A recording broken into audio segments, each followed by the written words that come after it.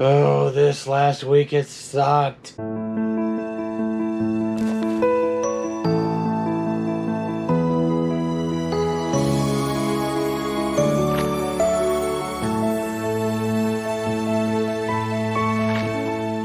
Hey, I know it's been a little while since I've put a vlog out, and I wanted to let you know what's been going on.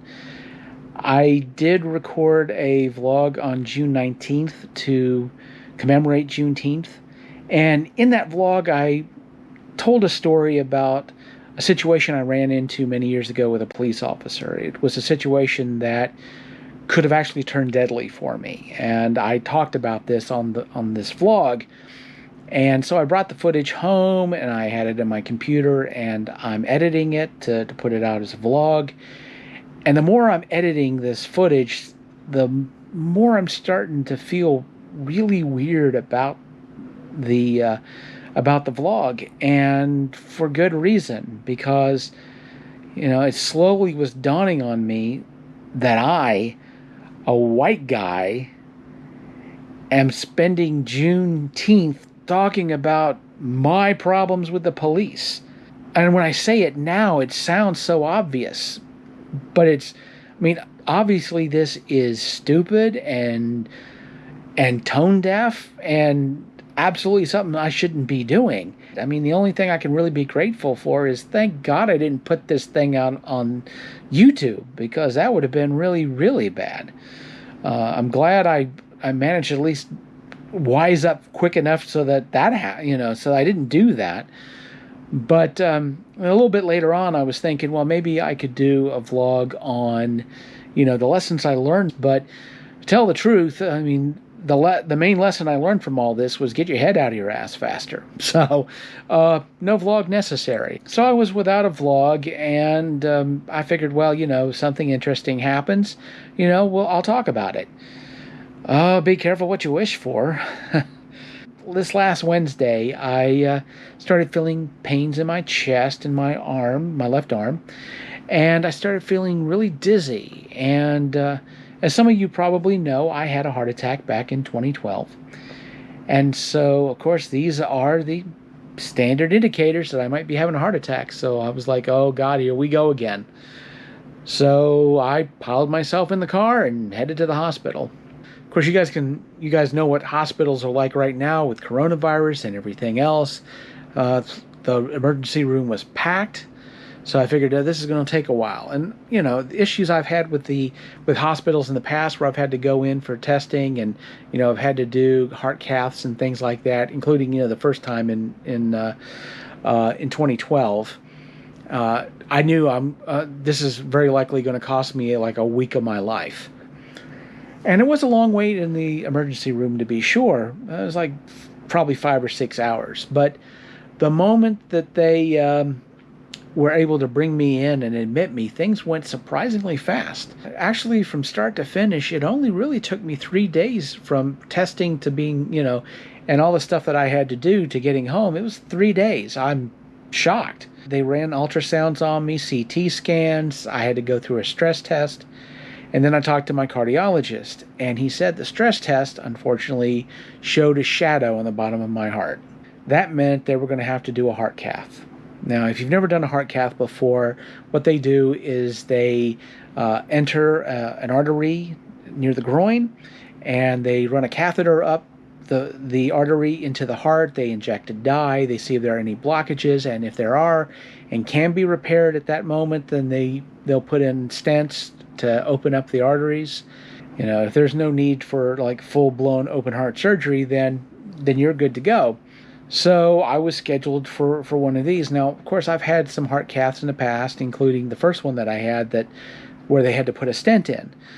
And so I figured, well, it's not something I enjoy doing, but it's not new territory for me. I've done this before. I figured, at that point I knew exactly what I was going to be having to deal with. Oh boy, was I wrong about that. Some things that had changed were, there were new techniques. Normally They have to, you have the opening wound. Of course, it's a major artery, so you have to make sure that that wound closes. So they have to do pressure for 6 hours, and then you can't move for like 24 hours. I mean, it's kind of rough. But there's this new procedure where they can seal this thing up, and there's no pressure involved. You've got to stay still for a couple of hours, but after that, you're good. If you do the procedure in the morning, it's like outpatient surgery, so that was great. Of course, mine was in the afternoon, so I was going to have to spend the night anyway, but not having to have this pressure bandage was pretty nice. What I didn't expect was, well, if you've never had a heart cath before, you probably don't know this, but they don't put you under. This is not like regular surgery. I mean, you are awake for the whole thing. Now, obviously, they have to do a local, in the entry point, around your groin because, yeah, you don't want to feel what's going on there. But unfortunately, for whatever reason, the local didn't work on me. So I felt the entire procedure start to finish. And I've never been through so much pain in my life. This is probably the closest I've ever come on earth to being in hell. But I got through it. And found out the results from the doctor, which were no stents needed. So everybody was like, well, that's good news. Not to me, it wasn't. Because what the doctor also told me was that in one of my arteries, he found a 20% blockage. Now, 20% isn't enough to need a stent, but give it time. And this, for me, has been like the latest in a chain of setbacks that I've had since I decided back in November to work on my health.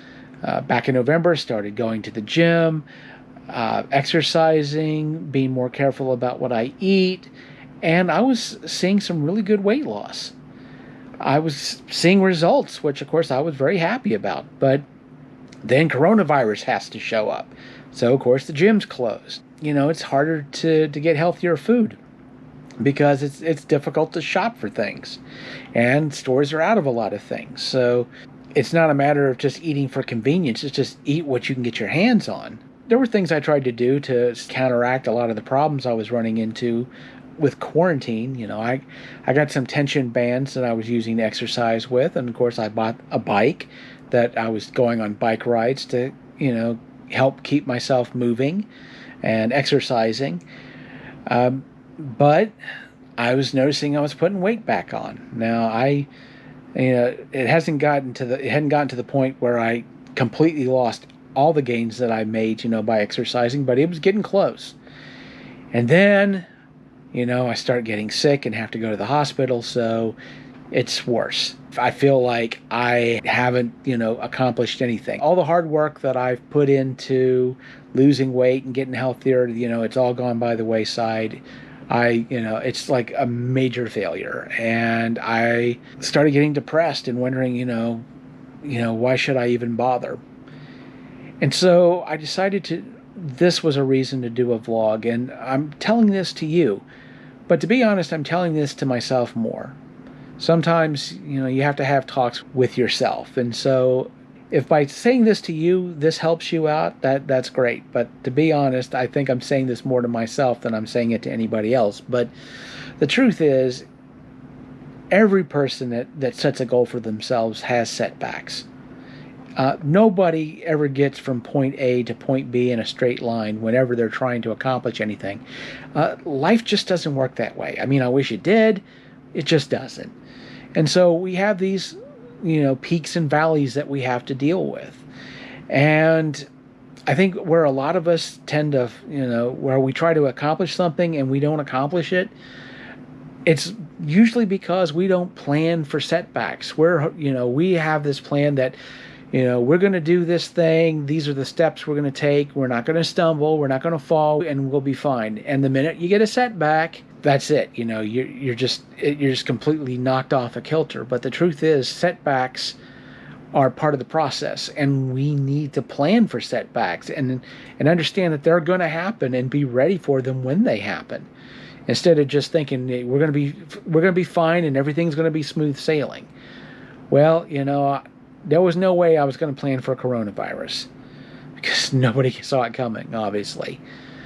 But what I got to do in this situation is, I got to get back to doing what what I was doing before. It's a new situation, but I've got to adapt to that situation and get back on track and not give up. As easy as that would be because of how heartbreaking it's been that I've, lost so much ground in the last few months, but I can't let that stop me. Because if I do, then the next time I go into the hospital, it's going to be bad. It could be fatal. And I can't let that happen. I just can't. Yes, tomorrow is day one, but every day is day one.